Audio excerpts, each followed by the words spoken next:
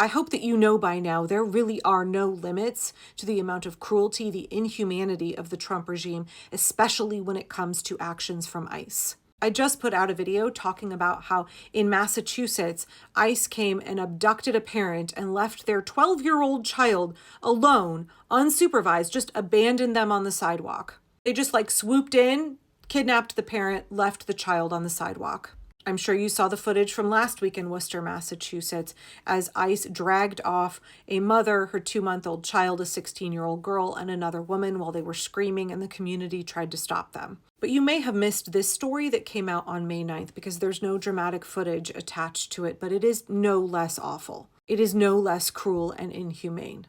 I'm now going to read a short press release from the ACLU dated May 9th, 2025.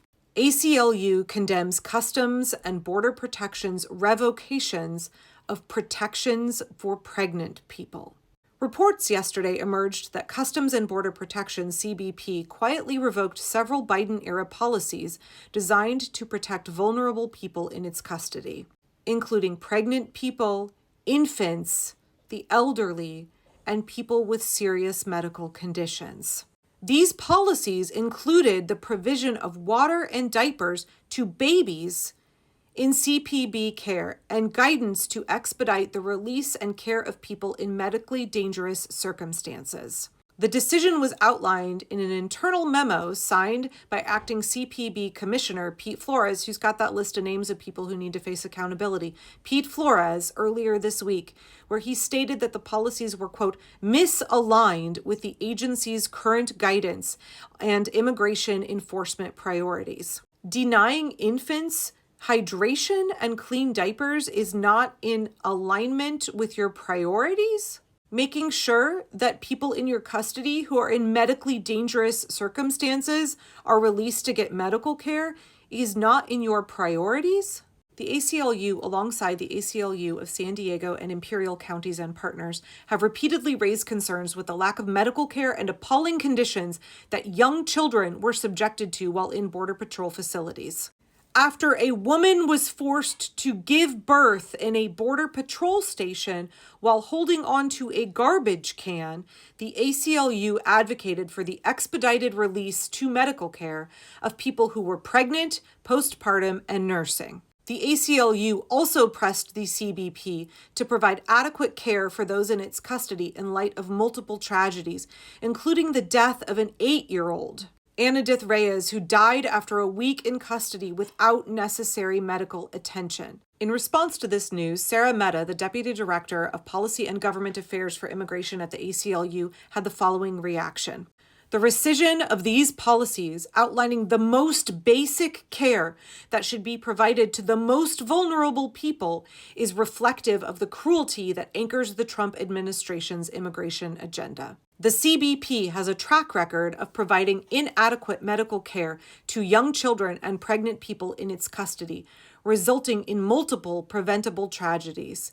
Instead of making meaningful reforms to protect medically vulnerable people in its custody, it is doubling down on its utter disregard for families and children. Though the agency attempted to quietly revoke protections, our members of Congress must not allow this move to go unnoticed. I didn't hear about this from any Democrats in Congress. I heard about this because I'm an ACLU member, and so I got the press release in my inbox. Aren't Republicans supposed to be the pro-family party? Aren't you supposed to be the party that wants to protect women and children? I cannot comprehend how easy it is for Republicans to dehumanize pregnant women, babies, little children, simply because they are immigrants. Please understand that the cruelty is always the point with this regime. They want to inflict suffering. They want to cause maximum damage. They want to hurt babies, children, pregnant people, the elderly, people with disabilities, especially if they're brown.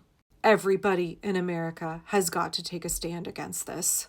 Get in touch with your values, with your conscience, with your ethics, with your humanity, and think about whether you really can sit quietly by while this happens in the United States of America. This happens in your backyard. This is happening to your neighbors. This is happening to the people who work in your communities. This is happening to little children.